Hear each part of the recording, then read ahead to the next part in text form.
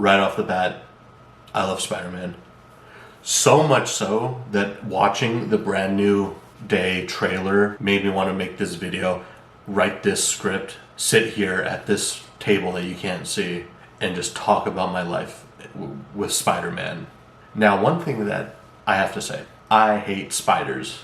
I have arachnophobia. I can't stand spiders, but I can stand Spider-Man. Very ironic that the critter that I would stomp out the second I see it in my home, the very creature that makes it hard to play certain games that doesn't have arachnophobia mode, or even when it does, still difficult to play. I can't play Grounded, giant spiders. I can't play Skyrim without an arachnophobia mod because there's giant spiders. I can't play Minecraft. Whew. Those Minecraft spiders terrify me. But that very critter-themed superhero is also my most favorite superhero out of every superheroes out there, whether it's Marvel or DC. I enjoy Spider-Man so much that I wish I had the physique and confidence to go buy a custom suit of Spider-Man and cosplay that out at like conventions and whatnot. But until I either hit the gym or get bitten by a radioactive spider, the thought of me buying a Spider-Man costume, unlikely. Unless it's The Last Stand Spider-Man, because then I can do that. Growing up, I've seen the Tobey Maguire movies over the years. Years after the movies came out, I've seen the Andrew Garfields. And I was excited to see Miles Morales hit the big screen in the Spider-Verse movies. And currently, I have seen every Tom Holland Spider-Man movie in theaters. And with Brand New Day coming soon, I can't wait to watch that night one when it releases. Suffice to say, I enjoy a good Spider-Man movie. But that also doesn't take away the great animation universe that we were blessed with on our TVs, including the classic Spider-Man animated series show, Spectacular Spider-Man, Spider-Man and His Amazing Friends, and all the other ones I haven't named because, frankly, I haven't seen any of the Spider-Man TV shows outside of Spider-Man and His Amazing Friends and the Spider-Man animated series and Spider-Man Unlimited. But the other stuff I have not seen because they came out on TV around the time I stopped watching public television or just cable television at all and moved towards online videos on YouTube and Twitch. But I've seen the clips and I appreciate them. Please don't go after me. Video games, of course. Who could forget the classic Spider-Man 2 on the PlayStation 2 and those great balloon missions and those pizza missions? I played a bit of Spider-Man 3 on the Xbox 360, but not enough to really get into it, as well as both of the Amazing Spider-Man 1 and 2 video games on the Xbox 360, and I enjoyed them. I think I played a little bit of Ultimate Spider-Man on the PS2 as well, but I never finished it. And I've also played all 3 Marvel Spider-Man games on the PlayStation, and I've platinumed all of them. Not to brag. Yes, these games were great, with not only the story and the combat, blah blah blah. What we really enjoyed were the web swinging in those games, especially Marvel Spider-Man. The amount of web swinging I did in that game could satisfy me for hours. Between missions, I would see how far I could go with swinging without stopping. I would see how fast I could get to point A to point B. I would climb the tallest tower, and just so I could jump off with a leap of faith into a free fall before swinging across the city before I hit a pavement or a car. Comics, I've read a mixed bag throughout my life.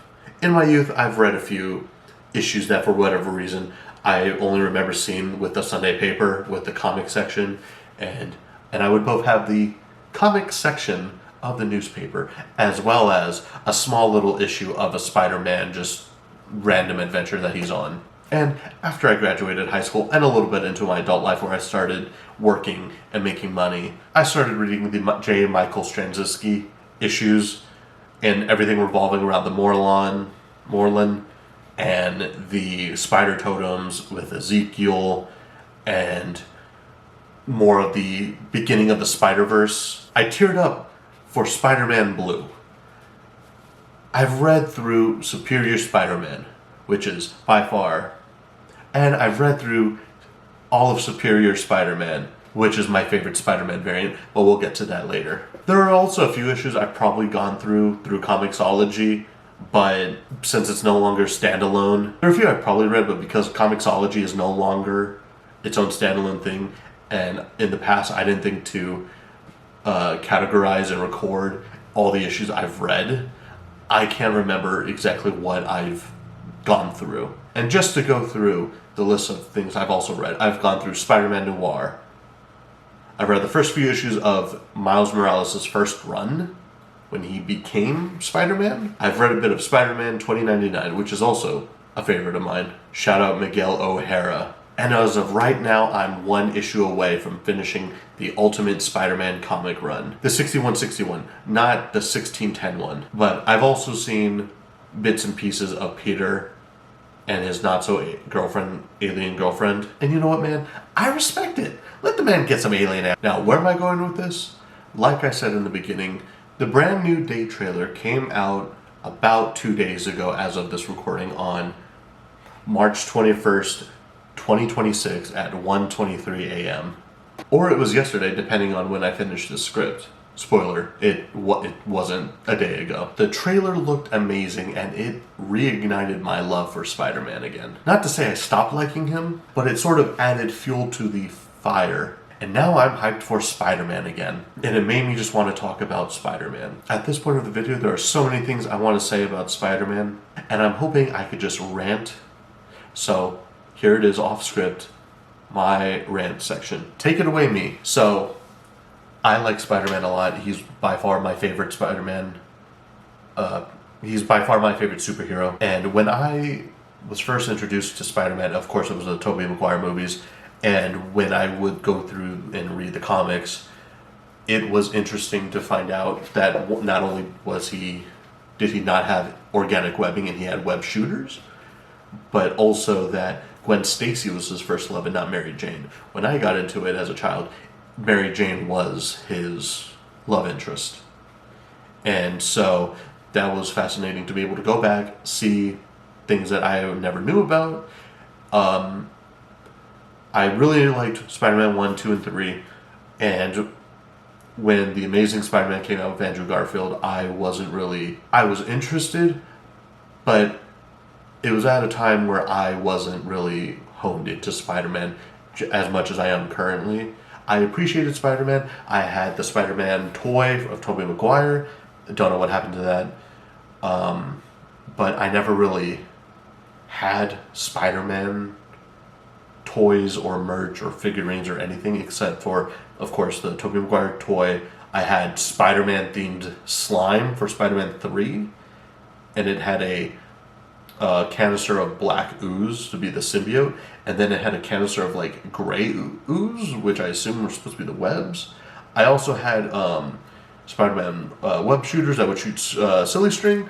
I had I think they were called like Shark Attack, like a swimming goggles and gloves and flippers, and it was just goggles that had like a Spider-Man top, the flippers, Spider-Man webbing colors, and then the gloves. One of them had fins on it to help you swim, but also because it was a shark themed toy first, and then they put Spider-Man onto it. So it had the flippers, but one of the flippers you can press it and it would shoot water out of the gloves. It was pretty cool. And then after that, Amazing Spider-Man 1 and 2, eventually I watched one way later in life. When it came out, I was in high school, and after it came out, I probably watched both Amazing Spider-Man and Amazing Spider-Man 2 way later in life. I watched Amazing Spider-Man maybe when I was 19, 20 years old. And then I didn't watch Amazing Spider-Man 2 until either before or after No Way Home came out. Because I watched it with my girlfriend at the time. Either leading up to No Way Home, or we watched it after No Way Home. Regardless, I watched it many years later. And of course, I had the Spider-Man 1 strategy guide for the PlayStation, but I never actually owned the game. I just had a pile of strategy guides from various games, I think from my uncle. I played a lot of Spider-Man 2, and one of my favorite things in the game was once you get upgrade for your webs, you can shoot a web at a building, shoot a web at another building, and then you could like pull yourself back and then launch yourself like a catapult. That was, or a slingshot, I guess. That was really fun. And I really enjoy the game, and I would love to play that again in the future one day. Spider-Man 3 I only played a little bit of, but not enough to where you become Venom. It was like, we had it for a week, and then because my stepdad was borrowing it from someone, and then he gave it back because he was like, all right, I'm done with this game. Ultimate Spider-Man, same thing. I played a bit of it, and I remember at some point playing as Venom, I stopped playing, and also he returned it again. Amazing Spider-Man 1 and 2, I think I beat 1 and I never beaten 2.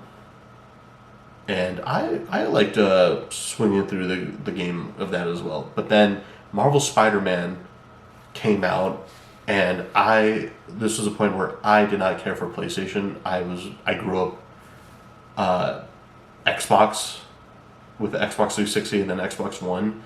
And then when Marvel Spider-Man was announced, and then they were like, hey, here is a Spider-Man themed PS4 with the red PlayStation 4 Pro with the white spider logo for the new suit and the Spider-Man themed controller.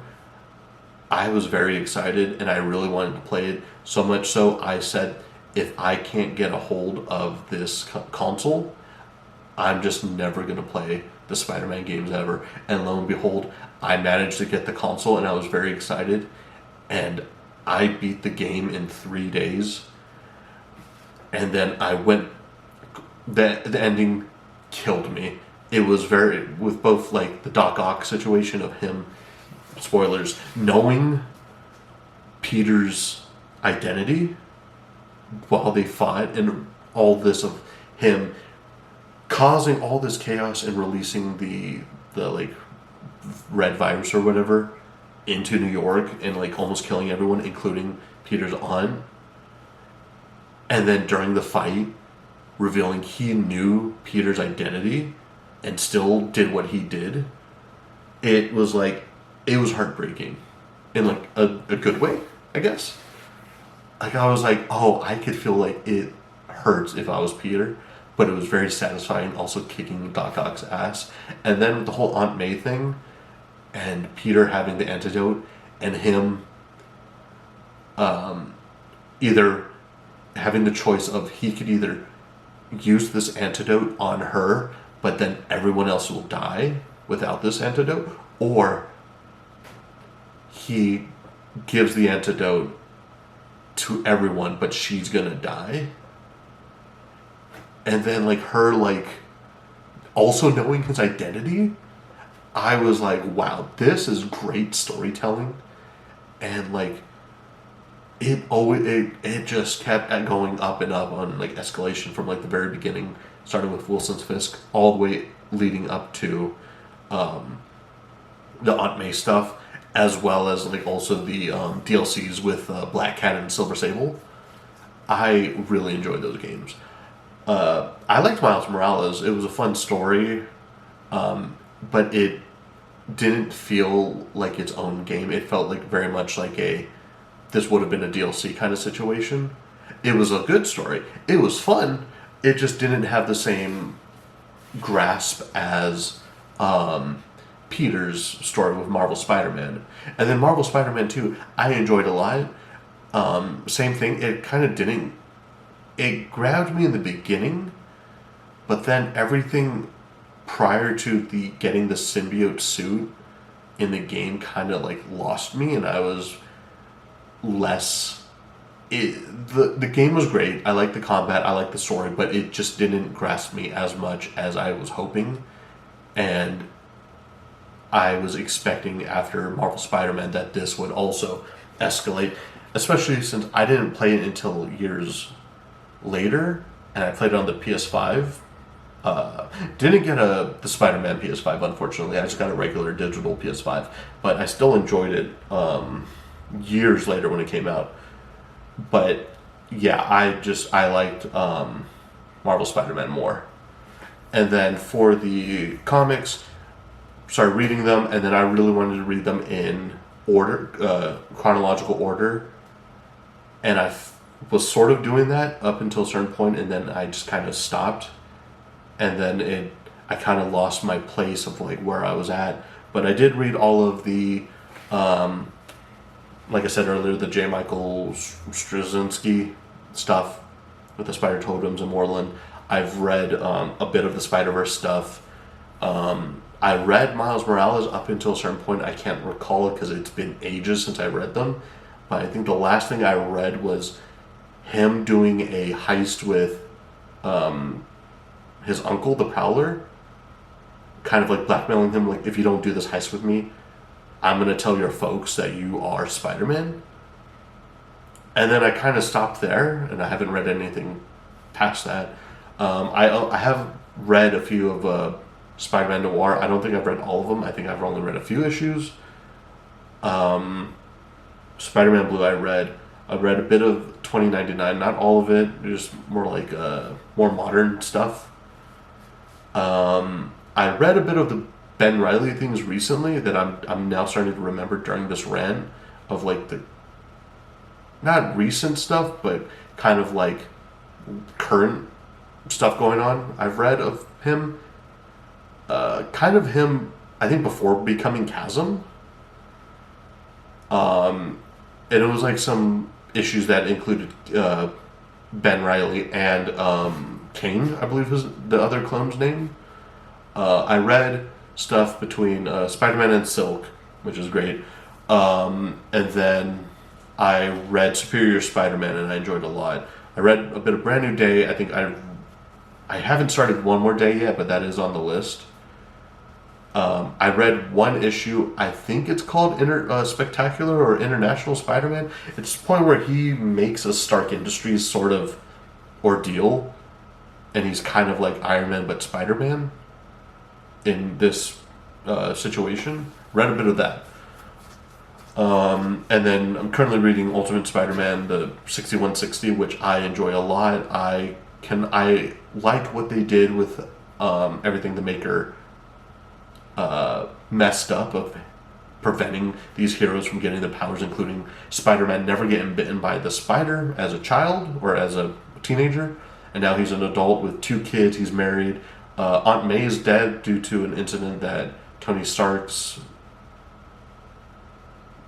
Jr.'s father did, I think, because I don't think it was Howard. I think it was Tony Stark. Tony Stark did cause like a catastrophe kind of thing in New York. So Aunt May's dead. Uncle Ben's alive, and then him getting the suit from young Tony Stark, like the Picto suit with the spider to make him become Spider-Man, and then him having like the all black suit, and then eventually the classic red and blue suit, and then that whole rendition of the suit having an AI from Green Goblin and Doc Ock, who aren't bad guys yet, or in this part, and his AI being himself, and then that whole situation, and then when his son, when Peter gets kidnapped by Kraven, with Harry, who's the Green Goblin, and so Richard Parker, Peter's son, gets the suit and trying to just be a hero and figure out what was going on with his dad, and then the point where he gets tricked by the Black Cat's daughter, who's the current Black Cat, gets tricked by him and gets ambushed by Kingpin and the Mole Man, Mr. Negative, and all these other people, and the AI suit telling Richard, like, close your eyes so I can take control and keep you safe, son, and then becomes Venom. That was amazing. It was really cool and it got me hyped up. And so I am really excited to finish this, and I hope in the future we get more of this Spider-Man, or at least I'm hoping we get figurines of the Spider-Man, because I would buy them in a heartbeat. And like, I also, if I had to choose a love interest for Peter, I would want to say Black Cat, because I think Black Cat, very nice looking. And Gwen Stacy obviously dead. Mary Jane currently, like, I get that the editors and stuff want to keep them together, but then they also don't want Peter to be happy, so they always break up his relationships. And so, like, they're either together or they're not together. And, like, she's like, all right, I'm done with you. And then other times she's like, hey, listen, how about round 2, Tiger? And Black Cat, I think it'd be like a fun dynamic similar to like Batman and Catwoman, but Black Cat and Spider-Man, they have a great thing. And I know that there are some universes and like comics where she doesn't care about Peter, she only cares about Spider-Man, and only is like with him or having little fun times with him because of Spider-Man and not him. But I also think there's other issues where she likes both. And then I think Silk would be also fun because of their whole situation of like being spider bunnies need to bump uglies because they were bitten by the same spider, and that whole situation I think would be an interesting thing. But that's just me. It probably wouldn't be good. It's just more of my whole fan fiction kind of situation, because I want Peter to be happy. He deserves happiness. And you know what? Paul, please, you don't need to be here. Going to the movies, I really like the Tom Holland stuff, movies, and I like how his introduction to Civil War, as well as Homecoming, we're not given the whole like, oh, my uncle died, oh, I got bitten by a radioactive spider. Like, we don't get his origin like that. It's just pretty much just right into it. We're not going like in the past, how he becomes Spider-Man. He's Spider-Man, which is kind of nice. It's a good change of pace of like all these other superhero movies where like you get the beginning of them becoming their superhero and then follow them. This one is, he's been Spider-Man for a while. We're just going to continue with that. I also his growth as Spider, and I like how his growth as Spider-Man also follows him throughout the movies, where like in Homecoming, him trying to become a hero. Like, he's already a hero, but he's trying to become more. He's trying to prove that he's not just a friendly neighborhood Spider-Man. He could be an Avenger, like he wanted to be from Civil War.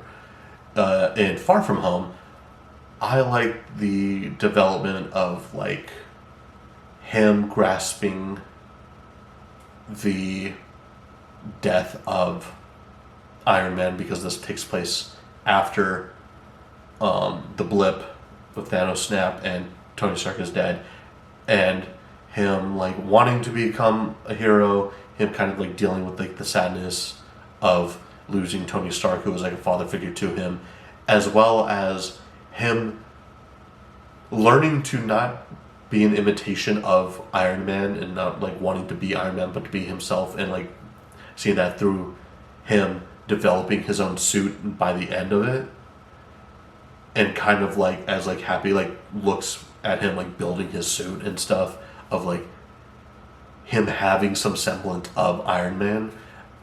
And I also like with his powers developing more, where he has spider sense, but he doesn't really understand it. And it also kind of shows in Infinity War, like when he's on the bus and like his like he gets like his the hairs on his arm like stick up, or when he gets snapped and he's telling like, oh, Mr. Stark, I don't feel so good, because his spider sense that he wasn't really like aware of as much was going off telling him like, hey, like something terrible is going on, and it was making him feel worse. So then seeing him being able to use it at the end, where Mysterio, like where he's on the little like deck thing, and Mysterio uses illusion, so he's like, I can't trust my eyes, I'm just gonna go through sense, and he just goes through and destroys all the drones leading up to Mysterio, who's hurt, and then him just catching the gun before it can hit him, knowing that it was an illusion this whole time. Like, that was pretty cool. And then leading up to Far From Home, where all the villains from the other movies show up and he's trying to fix them. They're all in the apartment and he's like getting really like excited. Like, he's helping everyone be cured from their powers or whatever, so then they could be sent home. And then him realizing, like, hold on, something is happening, and him just like slowly coming out, panning out. Everyone's like, what's going on? And him just like zoned out, trying to like figure out like what the hell is going on here.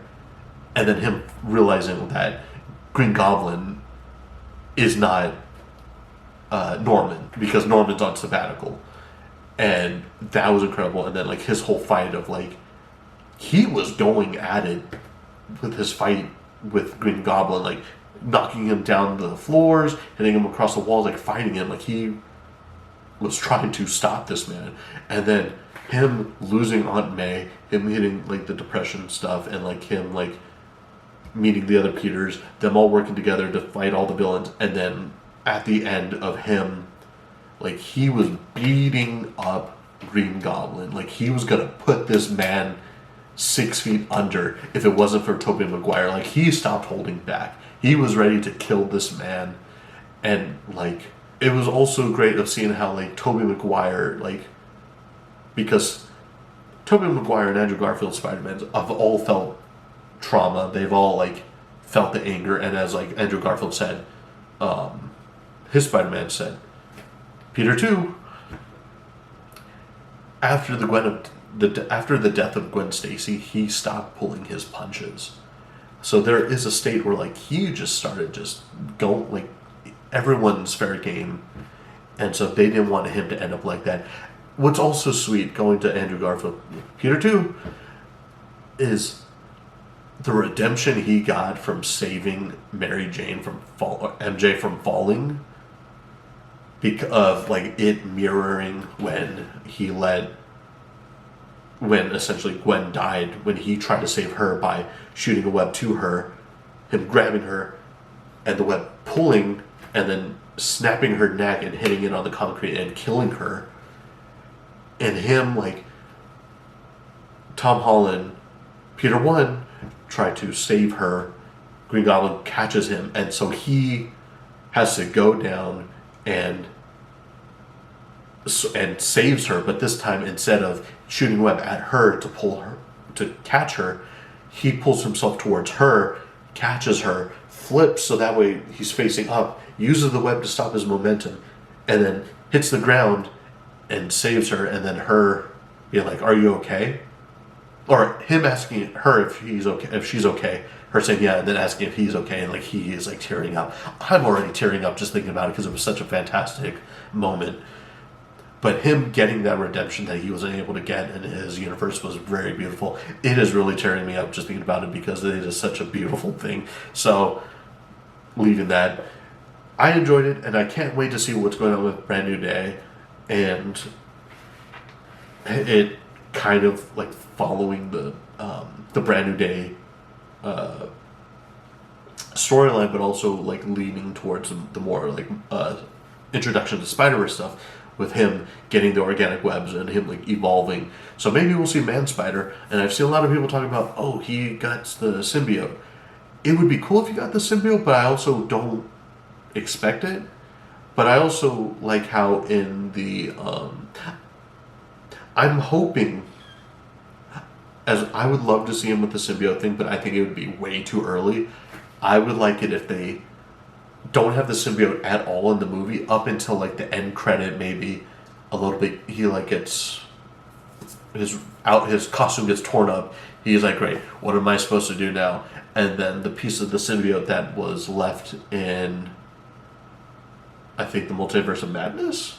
It's been a while since I've seen a Marvel movie, but I've never seen any of the Venom movies, so I don't know if Venom 3 there's like more, but that little piece that was left with him when Eddie and Venom get teleported to the MCU universe.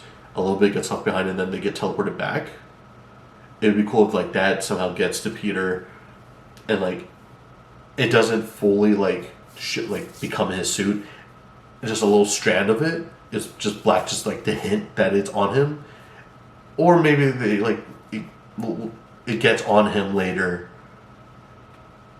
but it like doesn't show all black, and then he's like, "Great, what happened to? How am I gonna fix my suit now?